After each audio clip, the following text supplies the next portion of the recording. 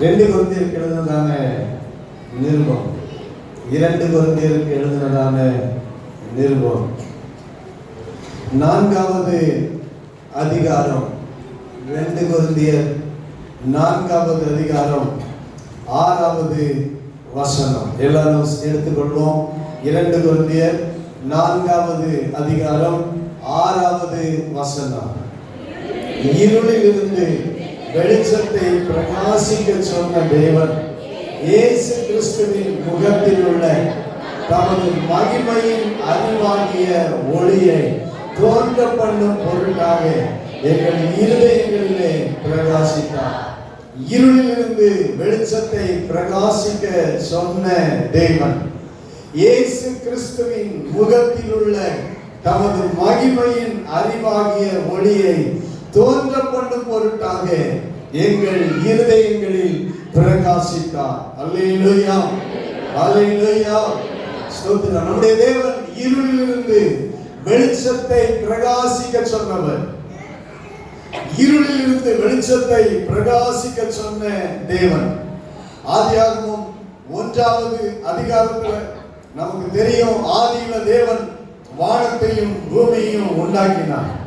பூமியானது ஒழுங்கின்மையும் வெறுமையுமாய் இருந்தது, ஆழத்தின் மேல இருள் இருந்தது என்று பார்க்கிறோம். இருள் இருந்தது. ஆவியானவர், தேவ ஆவியானவர் ஜலத்தின் மேல அசைவாடி கொண்டு இருந்தார். தேவன் வெளிச்சம் உண்டாக கடவுது என்றார், வெளிச்சம் உண்டாயிற்று. இருளிலிருந்து வெளிச்சத்தை பிரகாசிக்க சொன்னார். வெளிச்சம் உண்டாக கடவுது என்று இருள இருந்த இந்த பூமியை அவர் உண்டாக கடவுது, வெளிச்சம் உண்டாக கடவுது என்று சொன்ன மாத்திரத்தில் வெளிச்சம் உண்டாயிற்று. ஹல்லேலூயா. இருளிலிருந்து ஆண்டவர் வெளிச்சத்தை பிரகாசிக்க சொன்னார். இருள் தான் இருந்தது, ஆனால் ஆண்டவர் வெளிச்சத்தை பிரகாசிக்க சொன்னார். இந்த உலகத்துக்கு வெளிச்சம் உண்டாயிற்று. ஹல்லேலூயா, ஹல்லேலூயா, ஹல்லேலூயா. அதே போல இந்த உலகம் ஒரு இருண்ட உலகமாக, பாவத்தினால் இருண்ட உலகமாக இருந்தது. சுமார் 4000 ஆண்டுகளாக பழைய ஏற்பாட்டின் காலங்கள் எல்லாமே இருண்ட காலமாக தான் இருந்தது. அந்த இருண்ட காலத்தில் ஆண்டவர் இருளிலிருந்து வெளிச்சத்தை பிரகாசிப்பதற்காக இயேசு கிறிஸ்துவை இந்த உலகத்துக்கு அனுப்பினார். ஹல்லேலூயா. தேவன் இந்த உலகத்துக்கு இயேசு கிறிஸ்துவாக வந்தார். இயேசு கிறிஸ்துவினுடைய முகத்தில் உள்ள தமது மகிமையின் அறிவாகிய ஒளியை தோன்ற பண்ணினார். ஹல்லேலூயா. இயேசு கிறிஸ்துவினுடைய முகத்தில் ஒரு ஒளி இருக்கிறது. இயேசு கிறிஸ்துவின் முகத்தில் உள்ள ஒளிக்கு வேதம் இப்படி சொல்லுகிறது, மகிமையின் அறிவாகிய ஒளி என்று வேதம் சொல்லுகிறது. மகிமையின் அறிவாகிய ஒளி. ஸ்தோத்திரம். இயேசு கிறிஸ்துவின் முகத்தில் இருந்த ஒளி மகிமையின் அறிவாகிய ஒளி. அந்த ஒளிதான் 2000 ஆண்டுகளுக்கு முன்பு இந்த இருண்ட உலகத்தில், பாவத்தினால் இருண்டு இருந்த உலகத்தில் பிரகாசித்தது. இயேசு கிறிஸ்து இந்த உலகத்துக்கு வந்தார். இயேசு கிறிஸ்து இந்த உலகத்தில் தோன்றினார். ஸ்தோத்திரம். மகிமையின் அறிவாகிய ஒளி தோன்றினது. அந்த தோன்றின ஒளி மனிதர்களுடைய இருதயங்களிலே பிரகாசித்தது. ஹல்லேலூயா. இன்னைக்கு அந்த ஒளி இருளை மாற்றி இருக்கிறது. இருளில் இருந்து வெளிச்சத்தை பிரகாசிக்க சொன்ன தேவன் இயேசு கிறிஸ்துவாகிய இரட்சகரை, அவருடைய முகத்தில் உள்ள மகிமையின் அறிவாகிய ஒளியை இந்த உலகத்துக்கு வீச பண்ணினார். ஹல்லேலூயா. தோன்ற பண்ணினார். எனவே நம்முடைய இருதயங்களில் இருக்கிற இருள் எல்லாம் மாறிவிட்டது. ஹல்லேலூயா. வாழ்க்கையில் இருக்கிற இருள் எல்லாம் நீங்கிவிட்டது. கர்த்தருக்கு ஸ்தோத்திரம் உண்டாவதாக. கிறிஸ்துவின் முகத்தில் உள்ள மகிமையின் அறிவாகிய ஒளி, மகிமையின் அறிவாகிய ஒளி. கர்த்தருக்கு ஸ்தோத்திரம். இந்த இயேசு கிறிஸ்துவினுடைய மகிமையின் அறிவாகி அவருடைய முகம் வெளிச்சம் இருக்கிறது. அவருடைய முகம் எப்படி இருக்கிறது? பிரகாசமாய் இருக்கிறது. ஹல்லேலூயா. ஆண்டவருடைய முகத்தினுடைய வெளிச்சம் நம்ம மேல இன்றைக்கு வீசிக்கொண்டு இருக்கிறது. ஆண்டவருடைய முகத்தில் உள்ள ஒளியை ஆண்டவர் நம்ம மேல வீச பண்ணி கொண்டே இருக்கிறார். ஹல்லேலூயா. அது மகிமையா மகிமையான ஒளி, அது மகிமையான வெளிச்சம். கர்த்தருக்கு ஸ்தோத்திரம். இந்த இயேசு கிறிஸ்துவினுடைய மகிமையினுடைய ஒளி ஒரு மனிதன், அந்த மகிமையின் அறிவாகிய ஒளி என்றால் என்ன என்பதை தான் இன்றைக்கு இந்த கால வேளையில நான் உங்களோடு கூட பகிர்ந்து கொள்ள விரும்புகிறேன். இயேசு கிறிஸ்துவினுடைய முகத்தில் உள்ள மகிமையின் அறிவாகிய ஒளி என்றால் என்ன? யோவான் எழுதின சுவிசேஷம் 1வது அதிகாரம் 4-5 வசனங்கள். அவருக்குள் ஜீவன் இருந்தது, அந்த ஜீவன் மனுஷருக்கு ஒளியாய் இருந்தது. அவருக்குள் ஜீவன் இருந்தது, அந்த ஜீவன் மனுஷருக்கு ஒளியாய் இருந்தது. அந்த ஒளி இருளிலே பிரகாசிக்கிறது, இருளானது அதை பற்றி கொள்ளவில்லை. கர்த்தருக்கு ஸ்தோத்திரம். இயேசு கிறிஸ்துவாகிய ஒளி இருளிலே பிரகாசிக்கிறது, இருள் அதை பற்றி கொள்ளவில்லை. அல்லேலூயா. இந்த உலகத்தில் இருக்கிற எந்த இருளும் ஒளியை பற்றி கொள்ளவே முடியாது. கர்த்தருக்கு ஸ்தோத்திரம் உண்டாவதாக. இந்த உலகத்தில் இருக்கிற ஒரே ஜீவன் இயேசு கிறிஸ்துவாகிய ஜீவன். இயேசு கிறிஸ்துவாகிய ஜீவன் மனுஷருக்கு ஒளியாக இருக்கிறது. அல்லேலூயா. மனுஷருக்கு ஒளியாக இருக்கிறது. 9வது வசனம் சொல்கிறது, உலகத்துல வந்து எந்த மனுஷனையும் பிரகாசிப்பிக்கிற ஒளியே அந்த மெய்யான ஒளி. உலகத்துல வந்து எந்த மனுஷனையும் பிரகாசிக்கணும். அல்லேலூயா. நாம் வாசித்தோமே அந்த 2 கொரிந்தியர் 4வது அதிகாரத்துல நம்ம என்ன வாசித்தோம்? என்ன வாசித்தோம்? எங்கள் இருதயங்கள்ல பிரகாசித்தார், எங்கள் இருதயங்கள்ல பிரகாசித்தார். கர்த்தருக்கு ஸ்தோத்திரம். யோவான் 1:9 மறுபடி வாசிப்போம்.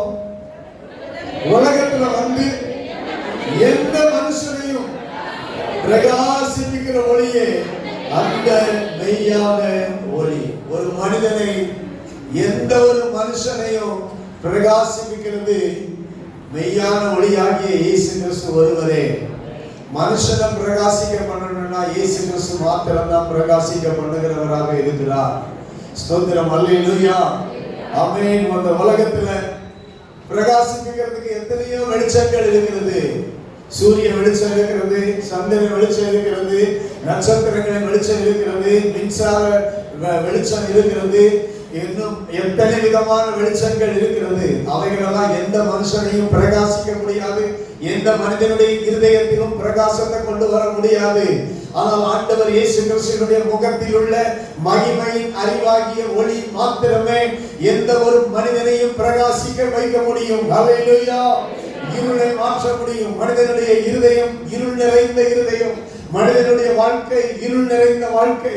எந்த மனிதனையும் பிரகாசிப்பிக்கிற மெய்யான ஒளியே அந்த இயேசு கிறிஸ்துவாகிய ஒளி. அவர்தான் உலகத்தில் வந்த மெய்யான ஒளி. ஹல்லேலூயா. பிரகாசிப்பிக்கிற ஒளி. ஹல்லேலூயா. கர்த்தருக்கு ஸ்தோத்திரம் உண்டாவதாக.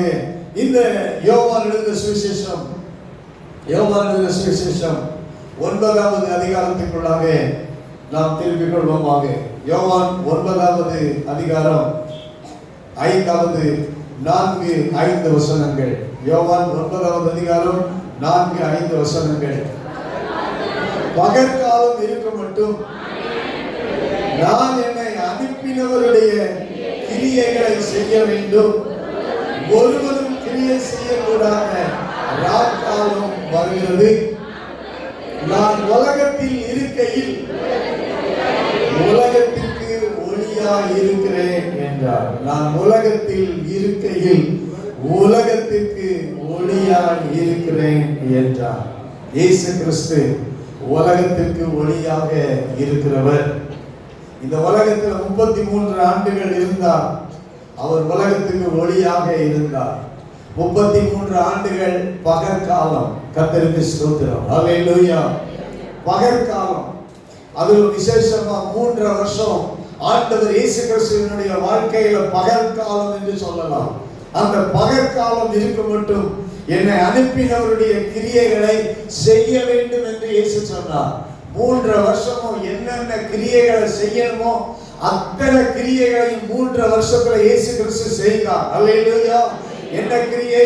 அவர் உலகத்துக்கு ஒளியாய் இருக்கிற கிரியை. அல்லேலூயா. எந்த மனுஷனையும் பிரகாசிப்பிக்கிற கிரியை. அல்லேலூயா. எந்த மனிதனுடைய இருதயத்தையும் அவர் பிரகாசிப்பிக்க வேண்டிய வேலையை இயேசு கிறிஸ்து 3 வருஷமாக இந்த உலகத்துல அவர் நடமாடி சொத்திரமுண்டாவதாக அவருடைய ஒளியை ஜனங்களுக்கு கொண்டு வந்தார்.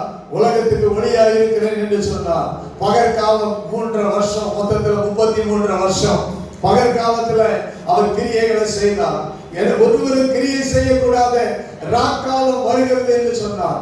அந்த 3 வருஷம் முடிவுல கடைசி நாள் கர்த்தருக்கு ஸ்தோத்திரம் உண்டாவதாக. இயேசு கிறிஸ்துவினுடைய வாழ்க்கையின் ஸ்தோத்திரம் இறுதி கட்டம், இறுதி நாள். ஒருவரும் கிரியை செய்யக்கூடாத ஒரு ராக்காலம் வந்தது. அல்லேலூயா. பகற்காலம் இருந்தது, ராக்காலம் வந்தது. ராக்காலம் எப்படி?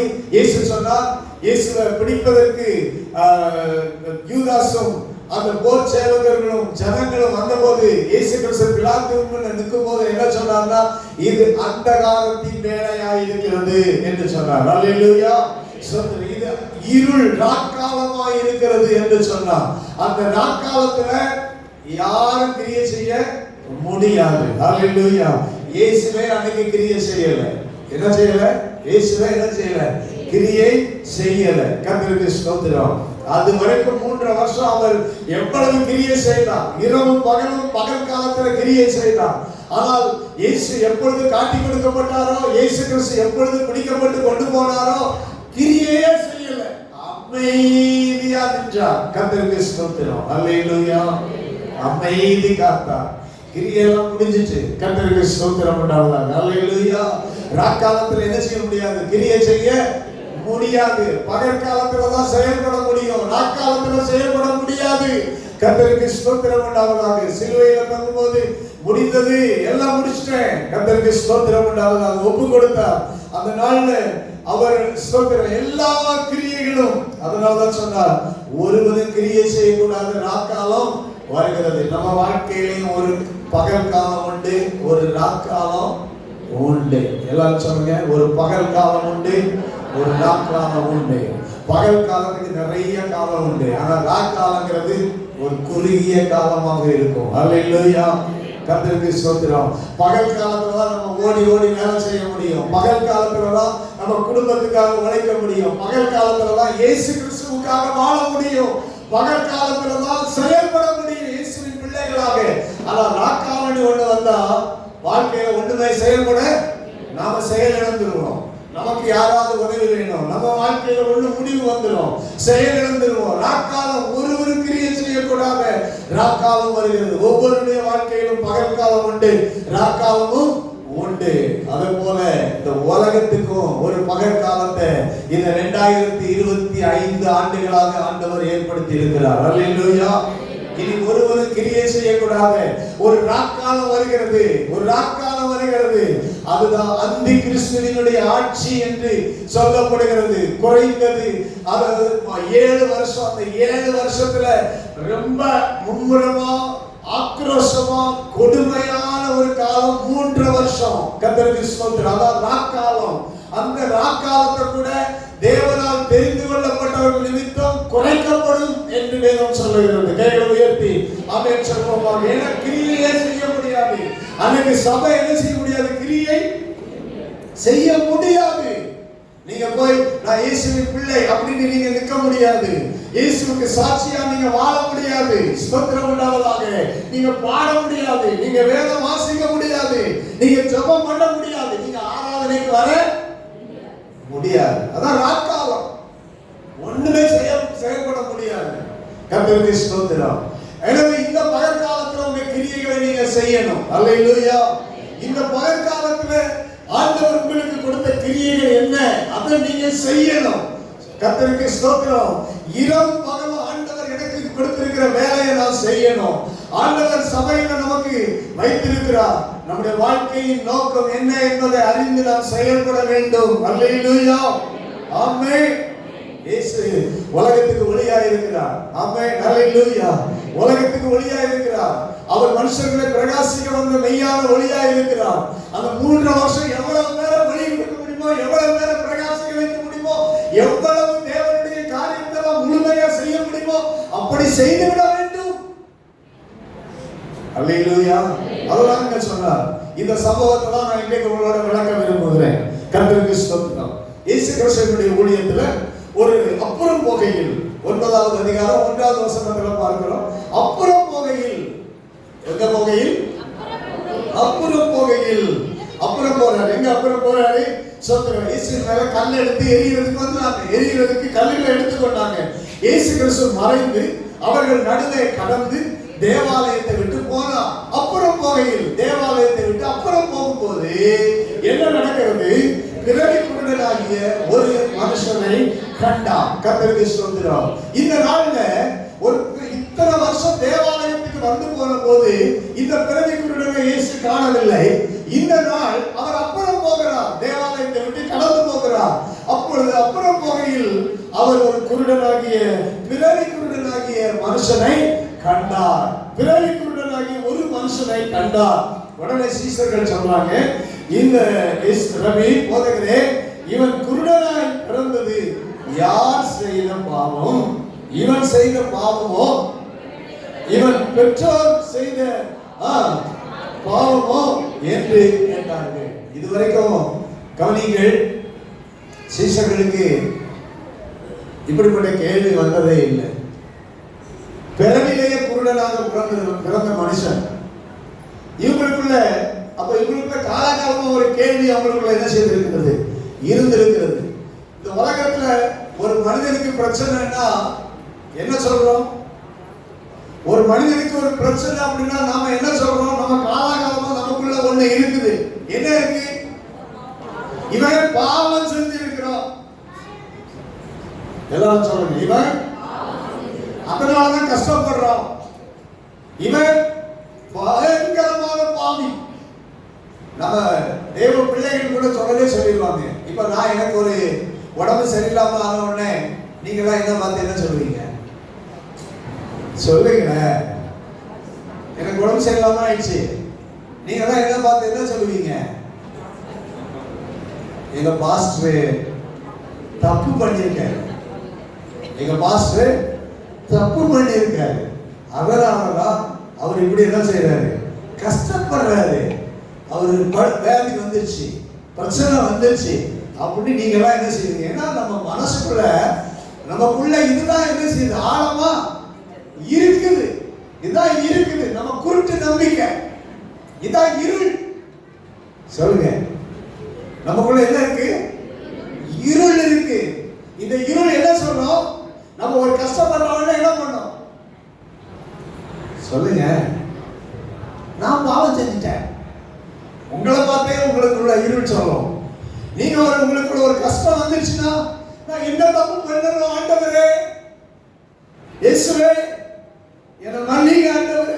நீங்க என்ன தப்பு பண்ணீங்க? என்ன தப்பு பண்ணீங்கன்னே உங்களுக்கே தெரியாது. ஆனா உங்க மனசு சொல்லுது, என்ன சொல்லுது? நீ தப்பு பண்ணிட்ட, அதனாலதான் கஷ்டப்படுற, அதனாலதான் வேதனைப்பட்டுக்கிட்டு இருக்கிற அப்படின்னு மனசு சொல்லுது. நீங்க சொல்லாட்டது மற்றவங்க எல்லாம் சபை மக்களே சொல்லிடுவாங்க. கர்த்தருக்கு ஸ்தோத்திரம் உண்டாவதாக. ஹல்லேலூயா. வேற யாரும் சொல்ல வேண்டாம். நம்ம ஆட்கள் தான் முதல்ல என்ன செய்வாங்க? சொல்லுங்க, நம்ம ஆட்கள் தான் முதல்ல சொல்லுவாங்க. கர்த்தருக்கு ஸ்தோத்திரம். சீஷர்களுக்குள்ள இருந்த அந்த மனப்பான்மை என்ன? இவன் செய்த பாவம். இவன் தான் பாவம் செஞ்சான். பிறந்ததிலிருந்தே கண்ணே தெரியாது.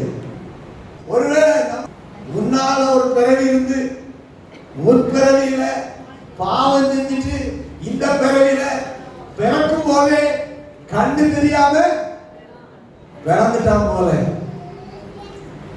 இந்த மூட நம்பிக்கை இருள். மனுஷன் ஒரே தரம் பிறப்பதும் மரிப்பதும் நியாயத்தில் படைவதும் மனுஷனுக்கு நியமிக்கப்பட்ட ஒன்று. ஹல்லேலூயா. நீங்க செஞ்ச பாவம் இல்லை. அநேக நினைக்கிறீங்க, நான் கஷ்டப்பட்டுட்டே இருக்கிறேன், என் வாழ்நாளெல்லாம் நான் வேதனை அனுபவிச்சுக்கிட்டே இருக்கிறேன், நான் செஞ்ச பாவமோ அப்படின்னு நினைக்கிறது.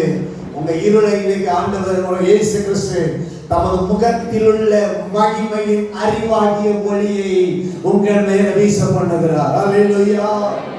இந்த முகத்தில் உள்ள மகிமையின் அறிவாகிய ஒளி உங்களுக்குள்ள வந்திருக்கிறது. இப்ப நீங்க சொல்லணும், நான் செய்த பாவத்தினால் இது எனக்கு வரவில்லை. அல்லேலூயா, அல்லேலூயா. உங்கள் கஷ்டங்கள், உங்கள் பிரச்சனைகள், உங்கள் வியாதிகள் நீங்கள் செய்த பாவத்தினால் வரவில்லை என்பதை முதலாவது நீங்க கண்டுகொள்ளணும். அதுதான் கிறிஸ்துவின் முகத்தில் உள்ள மகிமையின் அறிவாகிய ஒளி. இந்த அறிவு உங்களுக்கு வரணும். இந்த அறிவாகிய ஒளி நமக்குள்ள எப்போதும் இருக்கணும். கர்த்தருடைய நாமம் மகிமைப்படுவதாக. ஹல்லேலூயா. இரண்டாவது கேட்கிறாங்க, இவன் பெற்றோர் செய்த பாவமோ, இவன் பெற்றோர் செய்த பாவமோ அப்படின்னு கேட்கிறாங்க. கவனிங்க, அப்பா அம்மா பாவம் செஞ்சா பிள்ளைகள் என்ன செய்யும்? நம்முடைய நம்பிக்கை என்ன? வேதமும் சொல்லுது, அது பரம்பரையா என்ன செய்யுது, வருது அப்படின்னு சொல்லி. ஸ்தோத்திரம். பிதாக்களுடைய அக்கிரமத்தை ஆண்டவர் பிள்ளைகளிடத்துல என்ன செய்வார்? கேட்பார் அப்படின்னு பைபிள் சொல்லுது. உண்மைதான். ஆனா ஸ்தோத்திரம் உண்டாதாக இந்த உண்மைக்கும் மேலான ஒரு உண்மை இருக்கிறது. கைகளை உயர்த்தி ஆமென் சொல்லுவோம். அல்லேலூயா. இந்த உண்மைக்கு இன்னொரு உண்மை இருக்கிறது. இவன் பெற்றவர் செய்த பாவமும் இல்லை. கைகளை உயர்த்தி அல்லேலூயா சொல்லுங்க. நீங்க கஷ்டப்படுறது உங்க பெற்றோர் செய்த பாவமும் இல்லை. சொல்லுங்க, உங்க குடும்பத்தின் பாவமும் இல்லை. கர்த்தருக்கு ஸ்தோத்திரம் உண்டாவதாக. பாவமும் இல்லை. நீங்க அநேகர்களுக்கு கேள்வி அநேக வேலைகளில் வருகிறது. எங்க அப்பா அம்மா செஞ்ச தவறுனாலதான், எங்க அப்பா அம்மா செஞ்ச பாவத்தினாலதான் என் வாழ்க்கை இன்னைக்கு நான் கஷ்டத்துக்குள்ள என்ன செஞ்சுட்டு இருக்கிறேன், இருந்துகிட்டு இருக்கிறேன், ஸ்தோத்திரம், வேதனையில் அனுபவிச்சுக்கிட்டு இருக்கிறேன் அப்படின்னு நீங்க நினைக்கலாம்.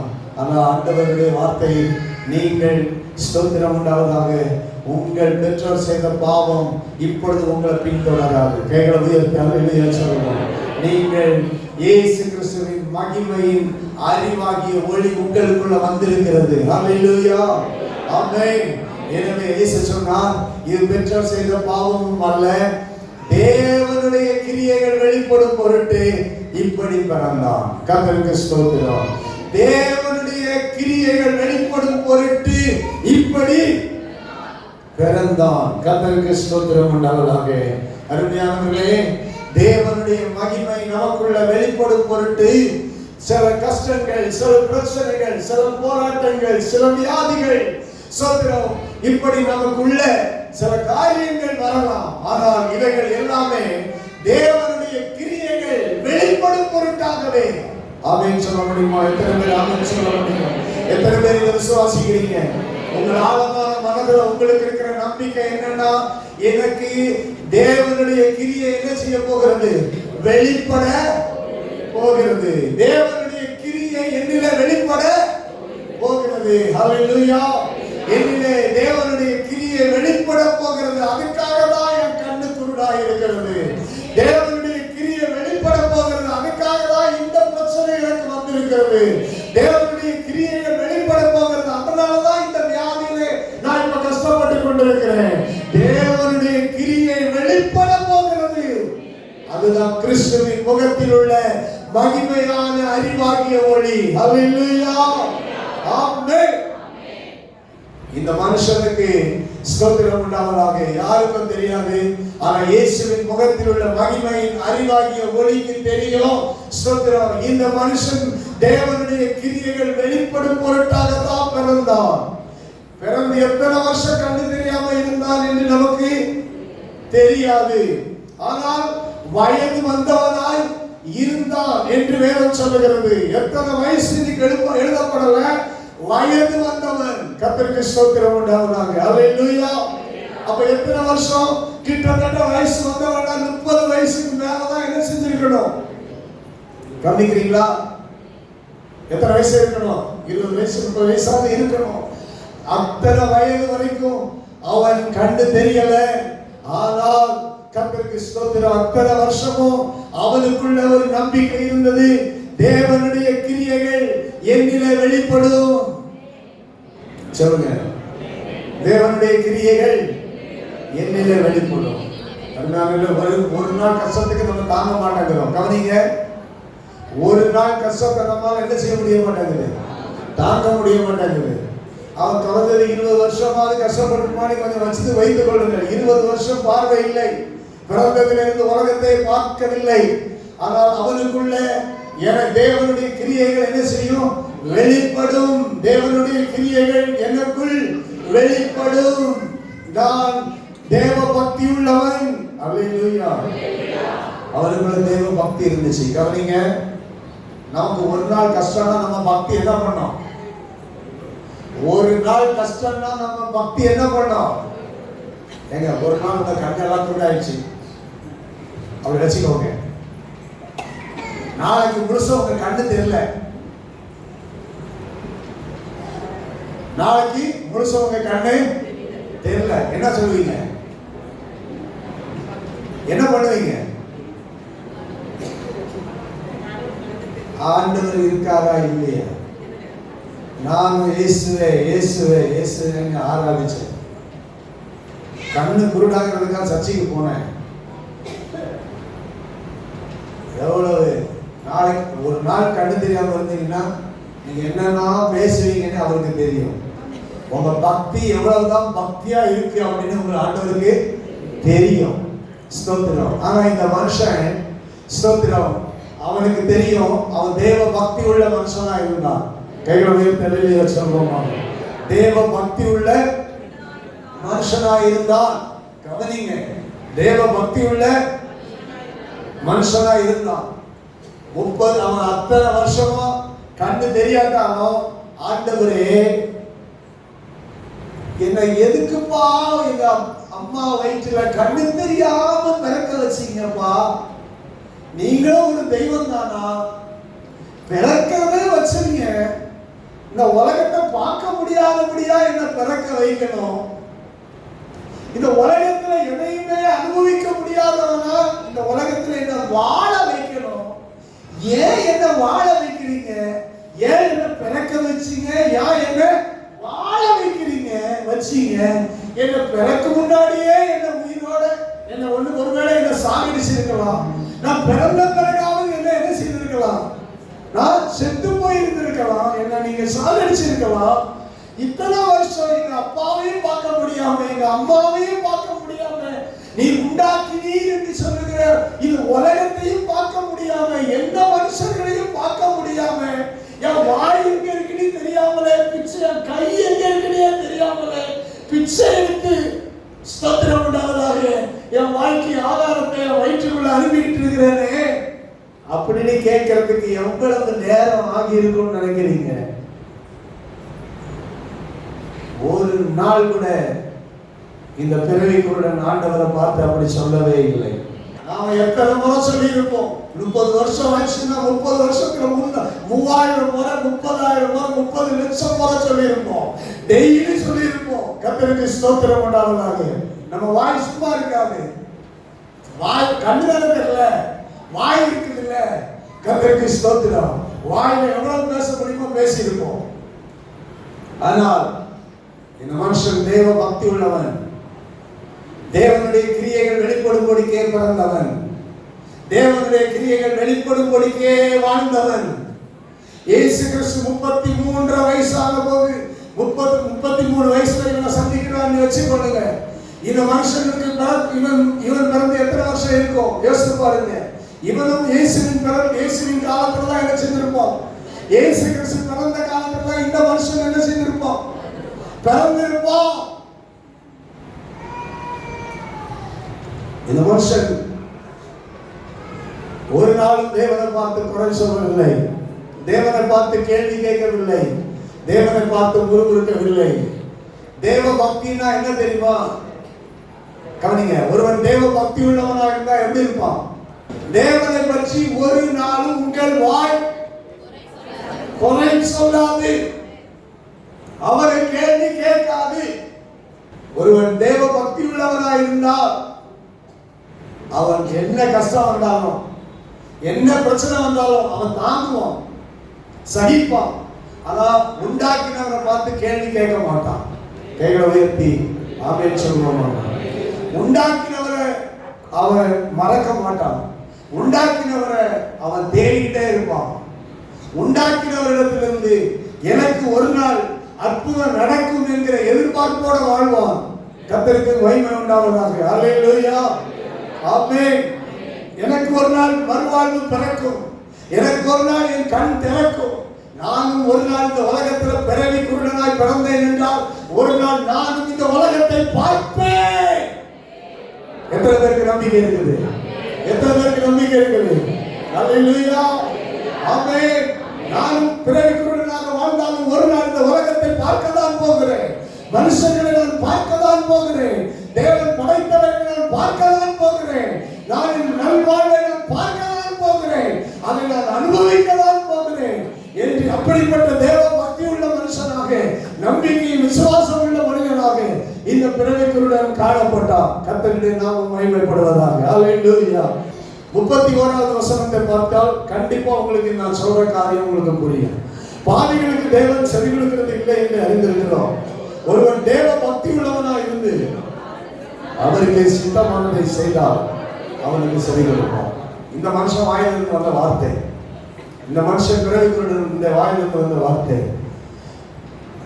பாவிகளுக்கு தேவன் செவி கொடுக்கிறது இல்லை.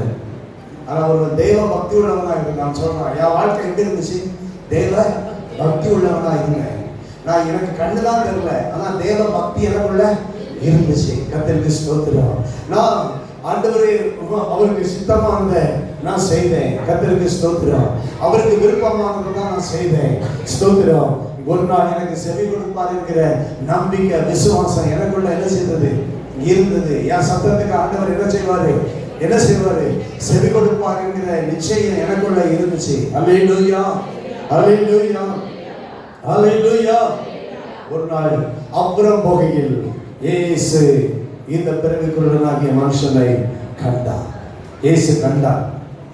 இப்படி சொல்லிட்டு நான் உலகத்தில் இருக்கையில உலகத்துக்கு ஒளியா இருக்கிறேன் என்று சொல்லி தரையில துப்பி உமிழ்நீர்னால சேர உண்டாக்கி அந்த சேற்றை அந்த குருடனுடைய கண்ணு மேல பூசினார். இந்த சேர் உண்டாக்குறதுக்கு எவ்வளவு சேர் தேவை? இந்த கண்ணு, 2 கண்ணு மேல பூசுறதுக்கு இவ்வளவு சேர் தேவையா?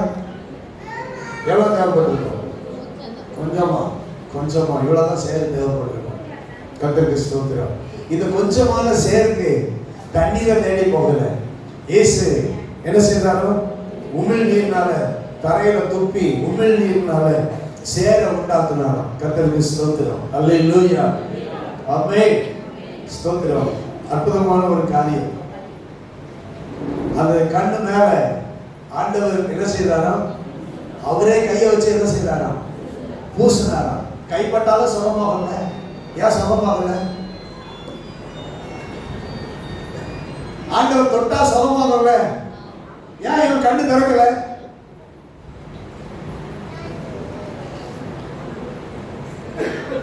அல்லேலூயா.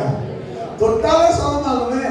தொட்டு பூசினாரு, சேர உண்டாக்கி பூசினார். அவருடைய உமிழ்நீர், அற்புதத்தின் உமிழ்நீர். அல்லேலூயா. அப்பவே அற்புதம் நடந்திருக்கணும்ல? இல்ல. கர்த்தருக்கு ஸ்தோத்திரம். இன்னும் அவனுக்கு ஒரு டெஸ்ட் வைக்க வேண்டும் விரும்பினார். அவன் மேல கண்ணுல 2 கண்ணையும் பூசிட்டு ஸ்தோத்திரம் உண்டாவதாக சொன்னாரு, நீ போய் சீலோவாம் குளத்துல என்ன செய்ய? கழுவு அப்படின்னாரு. நாம் என்றால் என்ன சொல்வோம் என்றால், கண்ணு தெரிந்த நாமே ஆண்டவர் நீ இந்த குளத்துல போய் அந்த தண்ணி என்ன ஏதாவது ஒண்ணு செய்ய அப்படின்னு சொன்னா நாம என்ன பண்ணுவோம்? எனக்கு குளம் எங்க இருக்குன்னு தெரியாது ஐயா, போகிறேன். சீலோவாம் குளம் எங்க இருக்குன்னு தெரியாது அப்படின்னு சொல்லிடுவோம். அல்லது ஏன் அந்த குளத்துக்கு போக சொல்லுகிறேன்? அல்லேலூயா. எனக்கு சுகம் தரணும்னா இப்போவே எனக்கு சுகம் தரலாமே. ஏன் உமிழ்நீர்னால எனக்கு சேர உண்டாக்கி என் கண்ணுல பூசி உன் கையை வச்சுதான் என் கண்ணை பூசுகிறேன். ஸ்தோத்திரம். இப்பொழுது எனக்கு சுகம் தர உமக்கு வல்லமை இல்லையா? அல்லேலூயா. போயிட்டே இருக்கும். இப்படி கர்த்தருக்கு ஸ்தோத்திரம் உண்டாவதாக. இந்த மனுஷன் ஆண்டவர் பூசினாரு, போய் கழுவு. சாட்டா சொல்றேன், கழுவு. கண்ணு தெரியாதவனுக்கு சீலாவாம் எங்க இருக்குன்னு தெரியுமா? கண்ணு தெரியாதவனுக்கு சீலாவாம் குளம், குளமே எங்க இருக்கு தெரியாது. குளத்தையும் பார்த்தது கிடையாது. குளம்னா எப்படி இருக்கணும் தெரியாது, ஒண்ணுமே தெரியாது. கர்த்தருக்கு ஸ்தோத்திரம். அவனே நேர போக ஆரம்பிச்சிட்டான். அவனுக்குள்ள ஒரு கீழ்ப்படிதல், கீழ்ப்படிதல், கீழ்ப்படிதல்.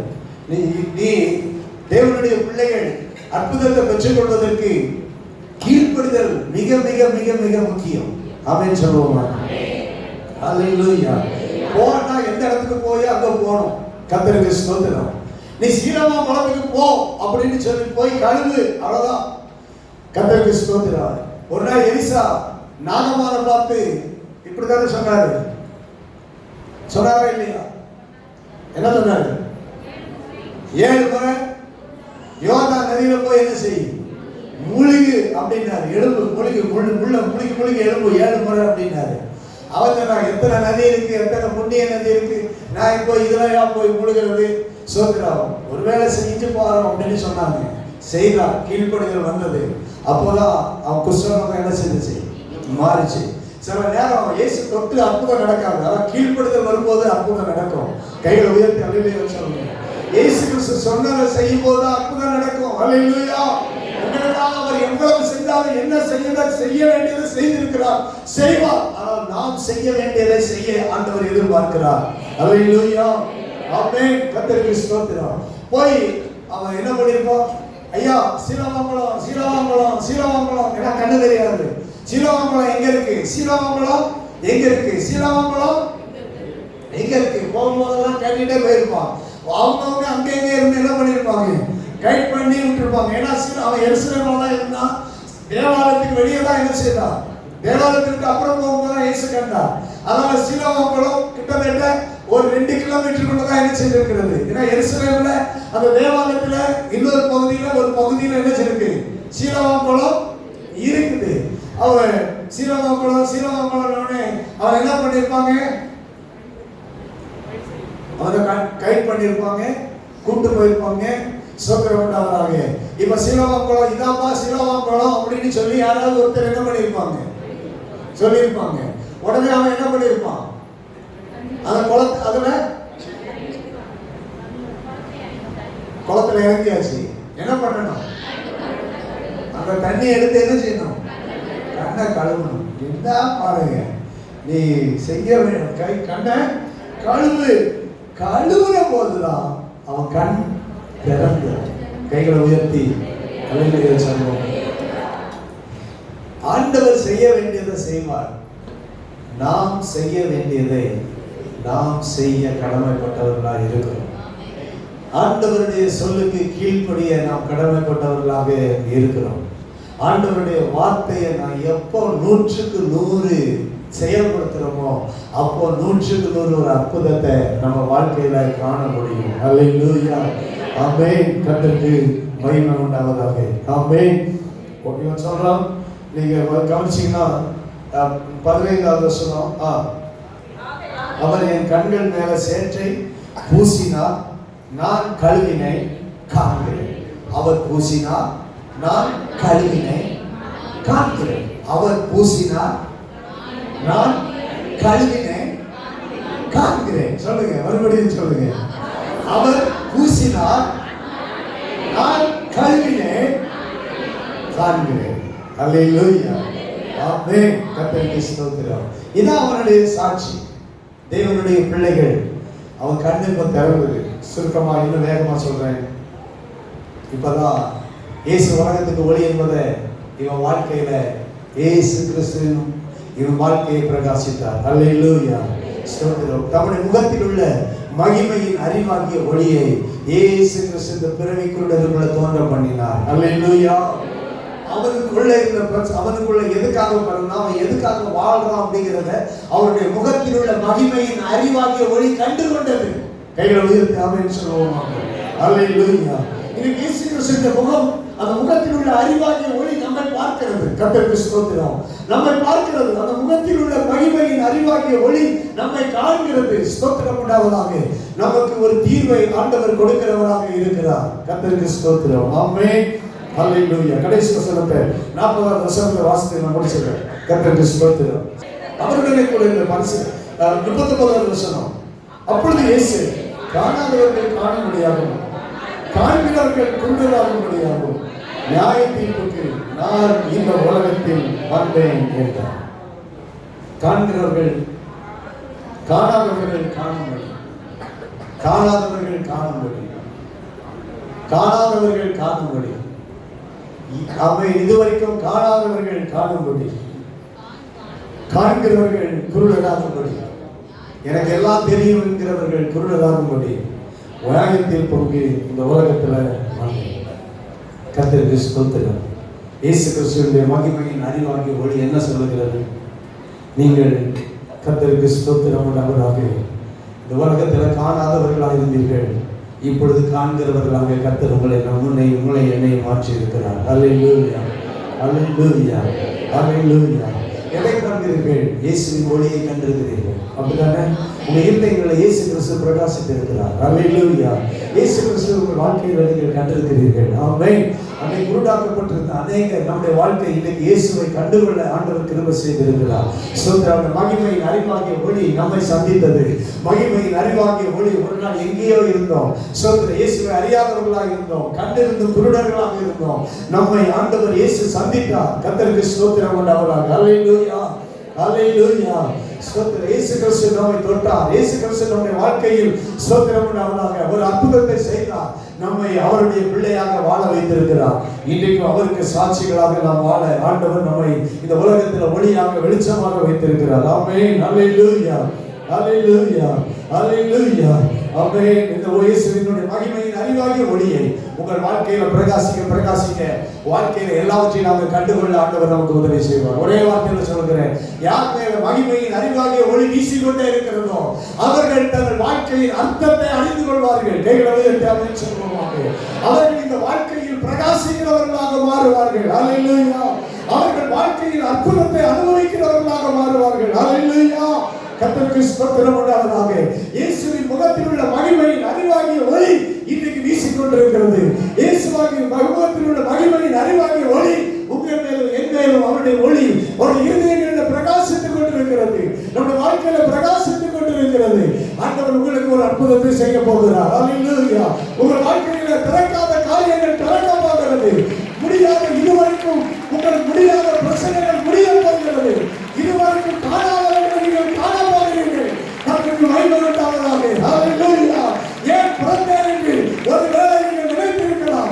ஏன் வாழ்கிறேன் என்று நீங்கள் இந்த உலகத்தின் வாழ்க்கையிலே பல கேள்விகளோடு வாழ்ந்து கொண்டிருக்கலாம். எல்லாவற்றுக்கும் ஒரு முடிவை, ஒரு தீர்வை ஆண்டவருடைய பார்வையின் முகத்தில் உள்ள அவருடைய மகிமையின் அறிவாகிய ஒளி உங்களை சந்தித்திருக்கிறது.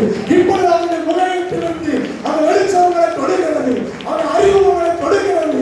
கர்த்தருக்கு ஸ்தோத்திரம் உண்டாவதாக. நீங்கள் ஏன் வாழ்கிறீர்கள் என்பதை கண்டுகொள்ள போகிறீர்கள். நீங்கள் ஏன் பிறந்தேன் என்பதை கண்டுகொள்ள போகிறீர்கள். ஒரு அற்புதத்தின் சாட்சிகளாக இந்த உலகத்தில் வாழ போகிறீர்கள். கர்த்தர் உங்களை ஆசீர்வதிப்பாராக. கர்த்தர் உங்களை மகிமையாக மாற்றுவாராக. மகிமையின் அறிவாகிய ஒளி உங்கள் மேல் வீசிக்கொண்டு இருக்கிறது. இந்த கிறிஸ்துமஸ் நாட்கள்ல அவருடைய மகிமையின் அறிவாகிய ஒளியை கர்த்தர் உங்கள் வாழ்க்கையில் பிரகாசிக்க பவுல் சொல்கிறார். என்னில் அவர் பிரகாசித்துக் கொண்டிருக்கிறார். நான் பிரகாசித்துக் கொண்டிருக்கிறேன். ஒவ்வொருவரையும் பிரகாசிக்கிற மெய்யான ஒளி உங்கள் வாழ்க்கையின் அர்த்தத்தை புரிய வைப்பார். உங்கள் வாழ்க்கையின் அர்த்தத்தை புரிய வைப்பார். ஆமென். அர்த்தம் புரியாம வாழ்ந்தீங்கன்னா இயேசுவின் முகத்தில் உள்ள மகிமையின் அறிவாகிய ஒளியை கேளுங்க. நான் ஏன் வாழ்கிறேன், எதற்காக வாழ்கிறேன், அர்த்தமுள்ள ஒரு வாழ்க்கை, ஸ்தோத்திரம், பிரகாசிக்கிற ஒரு வாழ்க்கைக்கு கர்த்தர் சபையை வைத்திருக்கிறார். நம்முடைய வாழ்க்கை ஆசீர்வாதமாக இருக்கும். ஆமென். அல்லேலூயா. பிறவிக்குருடனுடைய ஆண்டவர் அவனுக்கு செவி கொடுத்தார். ஆண்டவர் அவனுடைய கண்களை திறந்தார். அவன் வாழ்க்கையில இயேசுவை கண்டு கொண்டான். ஸ்தோத்திரம் உண்டாவதாக. இயேசுவிடத்தில் வந்தான். அவன் கண்ணு திறந்து அங்கிருந்து பார்வையடைந்தவனாக, அந்த குளத்திலிருந்து பார்வையடைந்தவனாக மறுபடியும் இயேசு கிறிஸ்துவை தேடி வந்தான். இயேசு கிறிஸ்துவை தேடி வந்தான். உலகம் அவனை தள்ளினது, ஆனால் இயேசு கிறிஸ்து அவனை தள்ளவில்லை. கைகளை உயர்த்தி அல்லேலூயா சொல்லுவாங்க. அல்லேலூயா, அல்லேலூயா. இயேசு கிறிஸ்து அவனை தள்ளவில்லை. மறுபடியும் அவரை தேடி வந்தார். அவனை தேடி வந்து, நீ விசுவாசமா இருக்கிறாயா என்று கேட்டார். சொல்கிற, நீ அவரை கண்டிருக்கிறார், உன்னோட பேசுகிறவர் தான் அவர் தான் என்று சொன்னார். விசுவாசிக்கிறேன் ஆண்டவரே என்று சொல்லி அவரை பணிந்து கொண்டான். அவனில் பாவம் இல்லை. அல்லேலூயா. பாவம் இல்லாதவனாக இந்த உலகத்தில் வாழ ஆண்டவர் அவன் கண்களை திறந்தார். கைகளை உயர்த்தி அல்லேலூயா சொல்லுவார். மறுபடியும் சொல்லுகிறேன், பாவம் இல்லாமல் வாழ்வதற்காகவே அவன் கண்கள் அடைக்கப்பட்டிருந்தது. பாவம் இல்லாமல் வாழ்வதற்காகவே அவன் கண்கள் மறுபடியும் திறக்கப்பட்டது. இது உலகத்தில் ஒரு 100க்கு 100 பரிசுத்தமான வாழ்க்கை வாழவே கர்த்தர் நம்முடைய கண்களை திறந்திருக்கிறார். கர்த்தருக்கு ஸ்தோத்திரம். இன்னும் அவருடைய முகத்தில் உள்ள மகிமையின் அறிவாகிய ஒளி நம்முடைய இருதயத்தில் தொடர்ந்து பிரகாசிக்கும். கர்த்தர் உங்களை ஆசீர்வாதமாக்குவாராக. ஆமென். அல்லேலூயா.